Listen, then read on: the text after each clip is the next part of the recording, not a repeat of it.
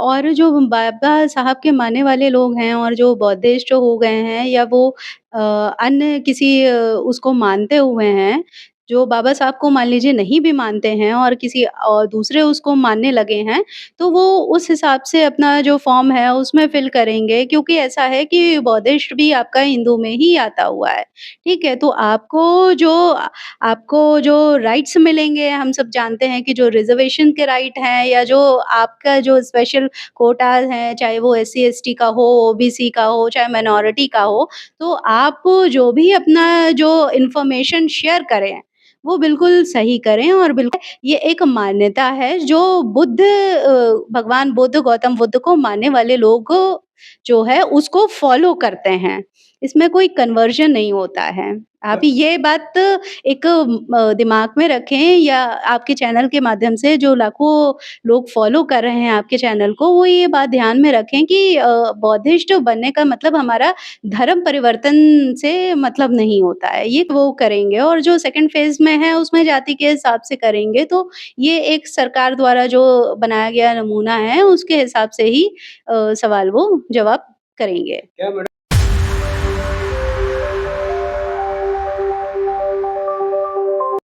अच्छी विद्यार्थी हैं, जाने-माने वकील हैं, वो अक्सर इस टॉपिक पे खुलकर अपनी बात रखती हैं, उनसे समझने की कोशिश करूँगा।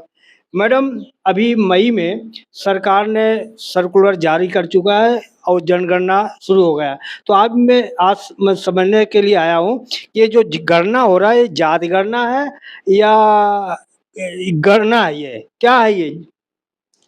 देखिए हम सबको जिस तरह से पता है कि जनगणना का सर्कुलर जारी हो चुका है और जनगणना 2 फ़ेज़ में संपन्न होगी। इसका पहला फ़ेज़ सितंबर 2026 तक चलेगा और उसके बाद में जो सेकंड फ़ेज़ की जो जनगणना होगी, जो जातिगत जनगणना होगी, वो 2027 में प्रारंभ होगी।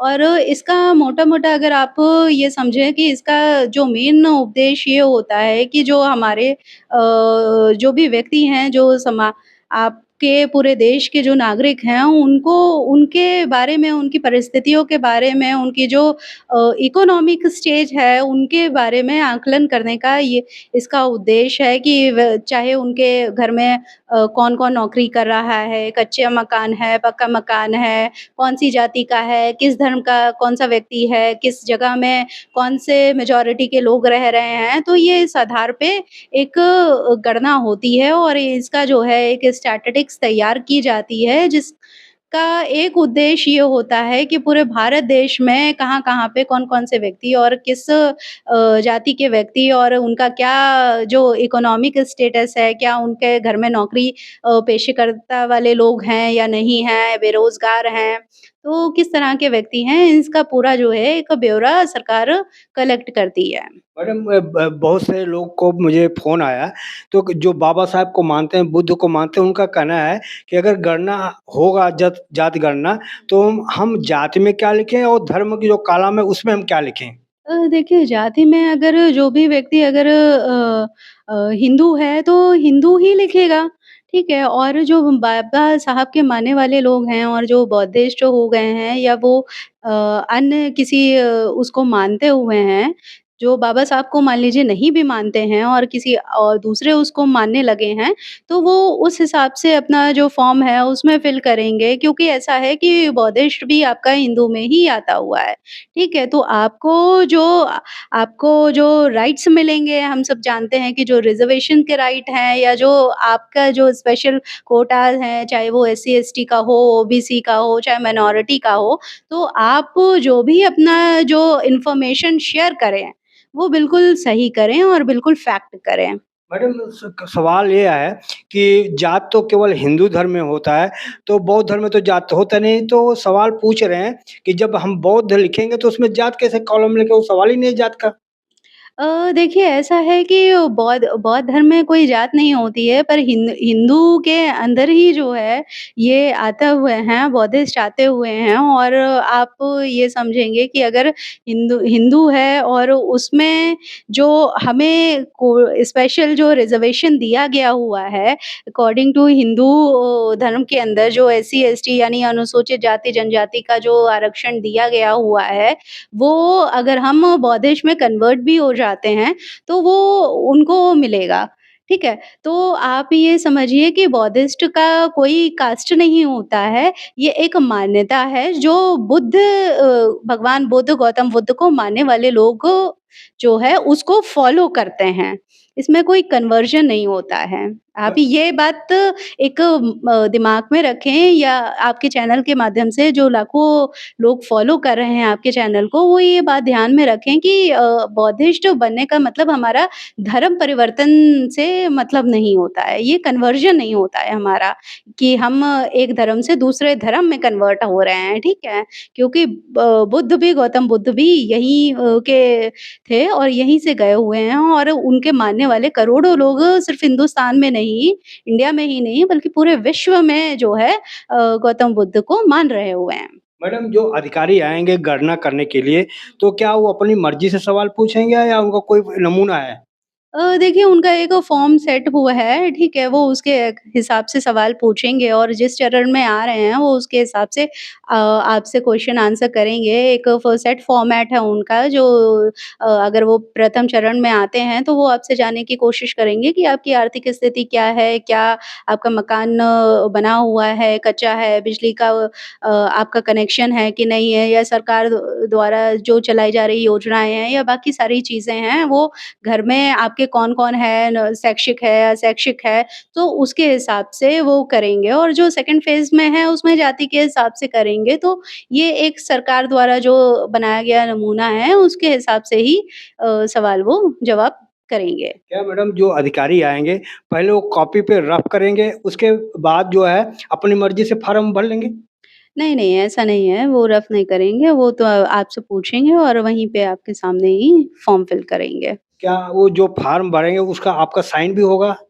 बिल्कुल, ऐसा देखिए ऐसा जो है जो फ़ॉर्म फिल करेंगे उसमें मुझे नहीं लगता है कि कोई साइन होगा।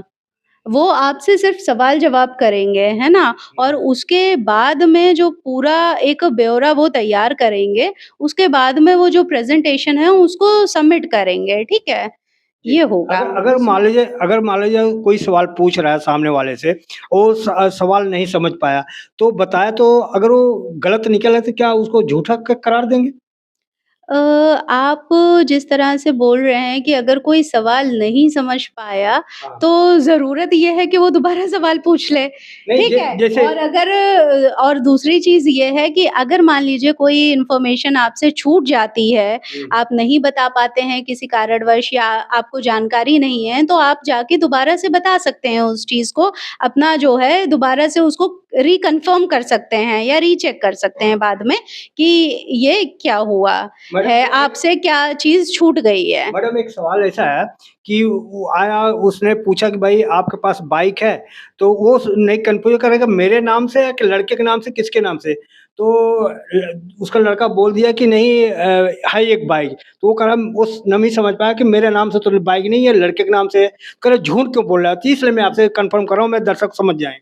हाँ, नहीं ऐसा है कि आपको जो वास्तविकता है, वो बतानी पड़ेगी और ऐसा है कि इतना डिटेलिंग में वो नहीं जाएँगे कि आपके घर में बाइक है या सोना-चांदी है, बहुत ज़्यादा डिटेलिंग में नहीं जाएँगे। वो सरकार की तरफ से एक सेट फॉर्मेट उनको दिया गया होता है, वो उसके अकॉर्डिंग आपसे सवाल-जवाब करेंगे और बाकी जो है, उनका जो मेन मकसद है, वो आपकी जो आर्थिक, सामाजिक और शैक्षणिक जो स्थिति है, परिस्थिति है, उसके बारे में जानकारी लेना ये उनका उद्देश्य है और उसके हिसाब से एक रिपोर्ट वो तैयार करेंगे जो सरकार को बाद में सौंप देंगे जिससे कि जानकारी प्राप्त हो सकेगी कि कहाँ पे पूरे प्रदेश में किस गाँव में या किस जिले में कौन-सा व्यक्ति शिक्षित है या कितने शिक्षा का जो दर है वो कितना है या जो समाज की स्थिति है, जो पिछड़े लोग हैं, उनकी आर्थिक स्थिति कैसी है, वो पढ़ रहे हैं, नहीं पढ़ रहे हैं, उनके बच्चे स्कूल जा रहे हैं या फिर उनकी आर्थिक स्थिति कैसी है, उनके यहाँ पे कितने लोग सरकारी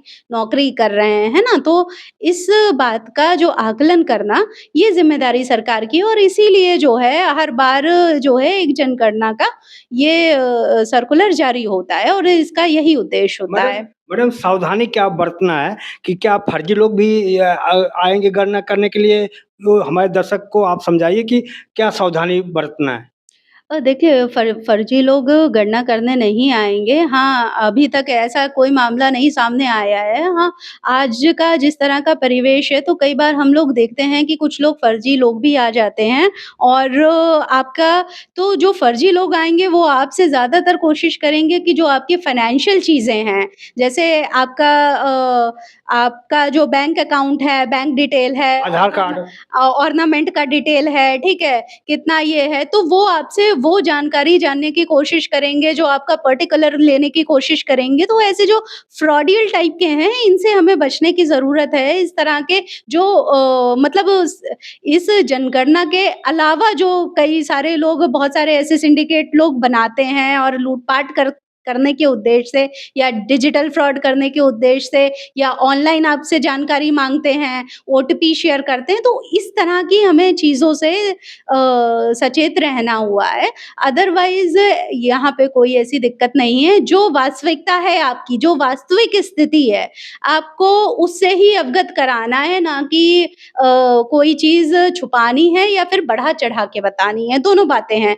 आप ना ही कोई चीज़ छुपाएँ और ना ही कोई चीज़ बहुत बढ़ा-चढ़ा के ये कि लोग क्या सोचेंगे इस लोगों के प्रभाव में आके मतलब कोई ऐसी बातें ना बताएँ। मैडम हमने जो बताया, तो क्या वही वो फ़िलअप कर रहे हैं या क्या फ़िलअप कर रहे हैं, हमें कैसे पता लगेगा? देखिए ऐसा है कि इस बारे में तो जानकारी आपको बाद में ही पता चलेगी कि वो वही फ़िल अप कर रहे हैं या बाद में फ़िल अप कर रहे हैं। वो जब वहाँ पे सबमिट होगा उसके बाद से डाटा जो तैयार होगा या फिर आप देखेंगे, तो ये तो उसके बाद ही आपको पता चलेगा कि किस हिसाब से है। अब इसमें भी बहुत बड़ी ज़िम्मेदारी सरकार की ये है कि निष्पक्ष जनगणना हो।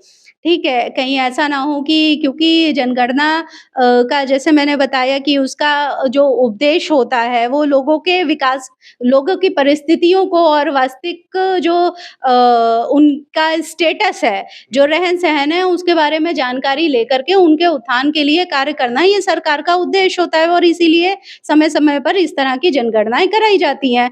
तो ज़रूरी ये है कि सरकार की तरफ से एक निष्पक्ष जनगणना कराई जाए जिसके तहत जो वाक़ई में पीड़ित जो समाज का जो निचला व्यक्ति है, जो परेशान व्यक्ति है, उसको अवसर प्रदान हो सके। ऐसा ना हो कि कोई जगह जानबूझकर जहाँ पे वहाँ लोग ना जाकर उसकी जो परिस्थितियाँ हैं, अपने आप उस चीज़ का आकलन कर लें। तो इस तरह की चीज़ों को इसका ये सरकार और बाकी प्रशासनिक अधिकारियों की ज़िम्मेदारी है कि इस तरह की लापरवाही कहीं ना हो।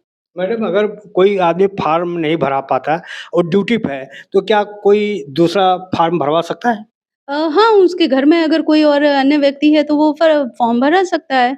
वो वहाँ पे जाकर वो आएँगे, आपके यहाँ पे आएँगे, लोगों से पूछेंगे और एक बार नहीं हो सकता है हफ़्ते में कई बार विज़िट करें और एक जगह उनका केंद्र भी होगा। तो आप अगर ऐसा है कि आपके घर में भई आप ड्यूटी पे गए हैं, आपका पूरा परिवार थोड़ी नहीं गया होगा।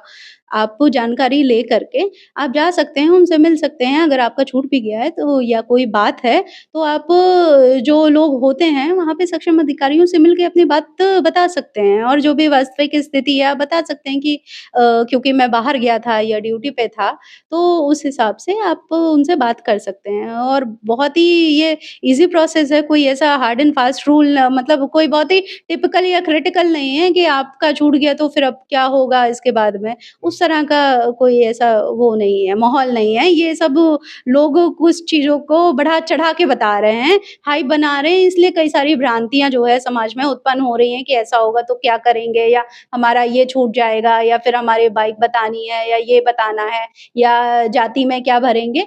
आपको अपनी वास्तविकता बतानी है और बाकी जो है ये काम उन अधिकारियों का है, समाज का है। बस आपको ये करना है कि एक ज़िम्मेदार नागरिक भारत का एक ज़िम्मेदार नागरिक होने का परिचय देना है उन अधिकारियों को और साथ ही साथ में समाज के अन्य लोगों को भी जिससे कि ये है कि जब भारत के उत्थान के लिए और विकास के लिए जो योजनाएँ बनाई जाएँ या जो जनगणना की जो पब्लिश हो, जो लिस्ट पब्लिश हो, उसमें ये है कि वो स्कीम्स उसके आधार पे बना सकें और आप उससे अधिक लाभान्वित हो सकें। मैडम लास्ट सवाल ये जो आपका वीडियो है, ये गाँव, देहात, शहर में हर जगह जाएगा।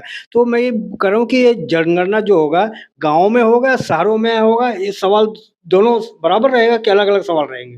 नहीं दोनों दोनों जगह होगा सवाल जनगणना हाँ दोनों जगह होगी।